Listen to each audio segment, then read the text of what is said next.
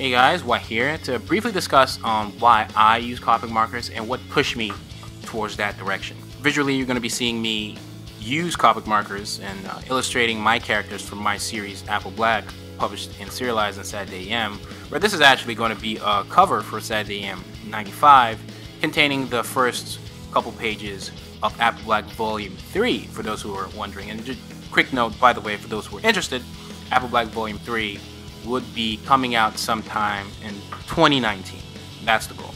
But here, I use Copic Markers, and for most of you, you guys know that I use Copic Markers when it comes to traditional art, but I also play around with watercolor, gouache.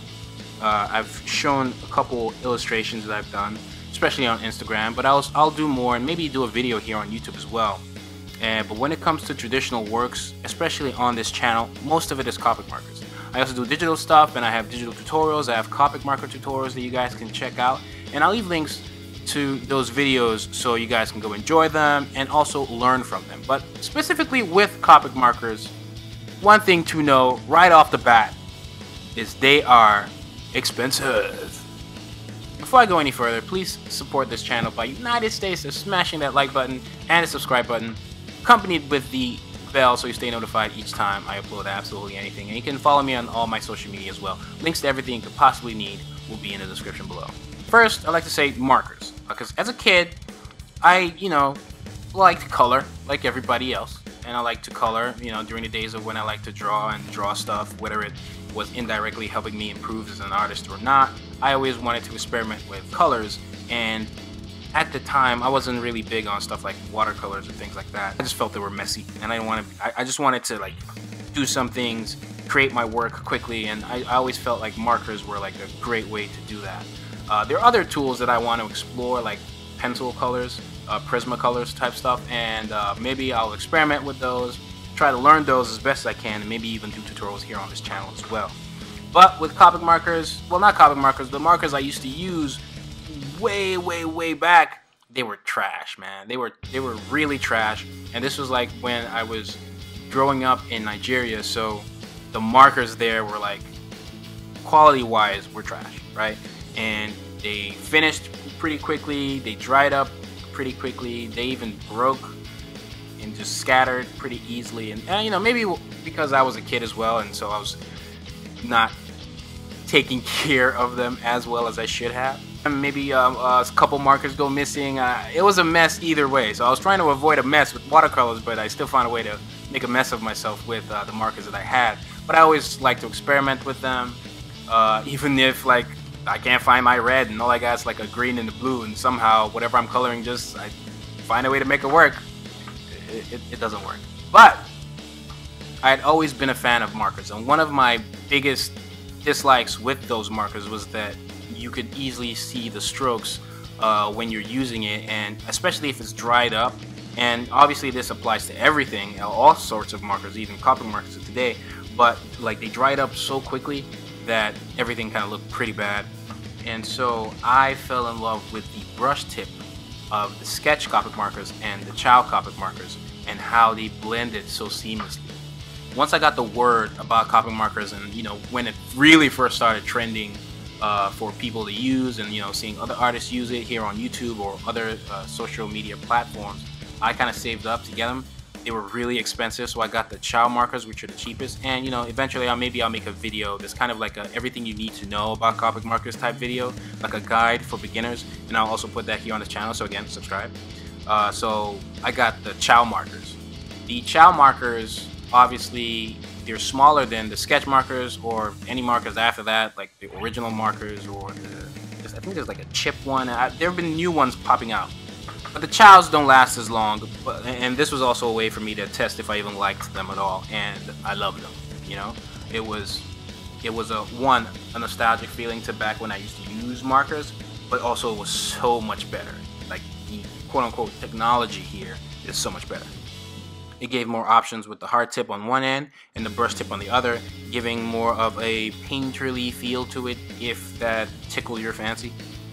There's so many options for colors, so I picked a Ciao markers, the 72B Ciao markers. It gives you like a set of colors in that, and that's what I used for a long time. In fact, I still use those today, and I think I got them in 2012. Yeah, I want to say 2012 or late 2011, and I still use them today because obviously with Copic markers you can actually refill your markers, and there's some markers that I don't use as much, so they almost feel brand new, like some colors that you just never use. And then I was commissioned to do an illustration with Copic markers, and I got along with the commissioners in this case, and so they got me a whole set of Copic markers and even extra Copic sketch markers that were focused on skin tones. So I have like sometimes I have markers and colors that overlap, which is great, and I have a video on that as well. The comic that they were commissioning me to work on a little bit, where I did some illustrations and some character design stuff for them, was called Ryken, and I'll also leave a link to that video as well where I talk about stuff like that briefly. So I was kind of lucky with getting the sketch markers, and I've been using them more and more ever since. It's been a blast. So it's just been great to look at the markers and, you know, the feel and how they work today versus how my previous experience with markers. I used to have the trash markers in Nigeria, and then I had Dick Blick markers, which were okay, but maybe I didn't know how to use them to their full potential, so they were okay, and I ended up using it to do some illustrations, which I entered some competitions, some YouTube competitions, nothing too crazy, but YouTube competitions, which I actually won. So, you know, it was great, but I just never really loved the Dick Blick markers, but I was very appreciative for winning them, as like they were like winnings. So I actually won the Dick Blick markers. I didn't even buy those as well. I won the Dick Blick markers in a YouTube contest by Cartoon Block, and I used the Dick Blick markers to win another contest that Cartoon Block ran again. So this is back in the YouTube OG days, and I think like low-key a couple weeks after that, I think he told me to stop entering his contests. All the memories. But I used the Blick Studio markers to create some illustrations that I'll show here, like Death the Kid, where we blended, like we were asked to blend Death the Kid from Soul Eater and Green Lantern, and so I put that together, and which was cool because at the time I had just finished watching Soul Eater, so that was cool to do. But it was just never the same. I always, like, once I touched Copic markers, you know, it was never the same. Once you pick a Copic, you never drop it. Ah, man. You know, Copic markers, they need to pay me. Y'all need to pay me! But in all seriousness, I was introduced by Copic markers to other artists using them online, and it was really cool because, again, there isn't one way to use really any tool, but like specifically talking about Copic markers, all these artists were using them in various ways, different ways, so many cool ways, and I just had to, you know, come up with my own way, my own style. And I also wanted to diversify my skills, which I always try to do if I see creators creating work with a certain tool that I think is like really cool. I want to add it to my arsenal, adding value to me as an artist. So when it comes to traditional work, especially being someone who likes markers already, I thought learning Copic markers and getting them and, you know, teaching them, everything was going to just help me overall become better at using them. I take the same approach to digital art with Photoshop, Clip Studio, animation stuff, and OpenTunes, After Effects, InDesign, which is like more graphic design type stuff. Like, I have that same approach into diversifying my arsenal, making me a more valuable creator in this space.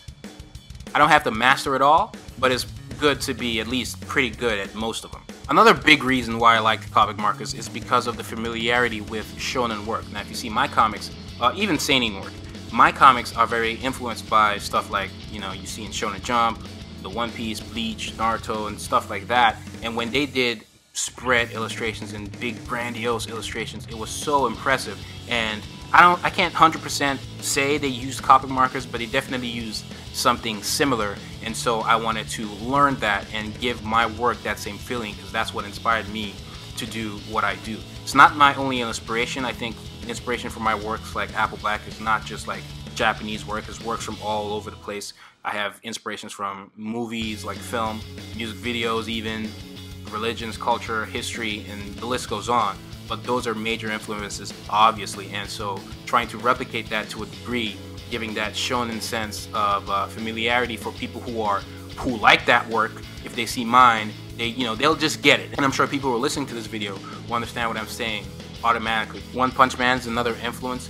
The way Yusuke Murata, the artist of One Punch Man, like in his current format, not the webcomic, obviously not the webcomic, but Yusuke Murata and what he does with Copic markers, not just on One Punch Man, but on Eyeshield 21, the illustrations are just stellar. Now, he's even done things where it's not just Copic Markers. There is a sense of mixed media in there, to where he's using Copic Markers and a bunch of other stuff, and I've tried to adopt that into what I do as well, as you will see in some illustrations that I'll point to where you can learn about Copic Markers. I believe one of my BACASSI illustrations kind of take from that and is influenced and inspired by that approach to using Copic Markers, where it's not just Copic Markers, it's mixed media, and I think that illustrates my point very well. Same thing for the tools they use to create their comics, is that, you know, that same thing where I'm trying to learn what they know how to do, and, you know, only if I don't like it do I switch it up. So G pens are like very popular. I ended up trying to learn G pens, and I think I did a pretty good job with them, and I use G pens from time to time, but nowadays I've kind of like step back a little bit, and I use more Sakura Micron inking pens for various reasons, just because I usually have deadlines and I'm faster with microns. If not, G pens are fine as well. So yeah, that's pretty much why I use Copic Markers, and to be fair, I don't have that many other markers of today that are like Copic Marker alternatives to compare it to, but for the most part, that's why I use Copic Markers. And eventually I will try others, and just to see what the difference is, and maybe share those differences with you on this channel. I definitely recommend Copic Markers for you guys as viewers, checking it out if you're curious, if you can afford it. So yeah, I like Copic Markers, how long they last. The sketch markers last longer than the Ciao, and you know, the original lasts longer than the sketch. Again, I'll have a video that goes into more detail about all you need to know about Copic Markers at a later date. But I like how long they last. I like the fact that they are flexible in the sense of using a colorless blender to, you know, correct some mistakes, and they're refillable, and like they blend pretty cool. So overall, it gets a thumbs up for me. Great news, we hit our goal on the Kickstarter, $10,000, so I'd like to thank everyone who supported any way, whatever it be, sharing the page or actually donating to the Kickstarter. The campaign is actually not over, so you guys can still help us reach our stretch goal if you're interested in translated versions of our books. If you want to read Apple Black in Portuguese, please help. Only a few days left. Now I hope you guys like this illustration. Again, it's the cover for Saturday AM issue 95. I'll leave a link to where you guys can go check that out, and that will also be in the description, along with everything else you could possibly need in the descriptions. So please, again, like this video, subscribe, comment, hit that bell so you stay notified each time I upload absolutely anything. Answer the question of the day. Leave a question if you have any. Sign up for Skillshare. You can get 2 free months with the link I have for you guys in the description. You're welcome. And yeah, guys, check out Apple Black. There are 2 volumes out. Apple Black Volume 1 and 2. That's 18 chapters overall. And Volume 3 will have the next 9 chapters again. You can check out BACASSI as well. Links to everything you could possibly need will be in the description below. So check us out. It's WHYTMANGA, and I'm out.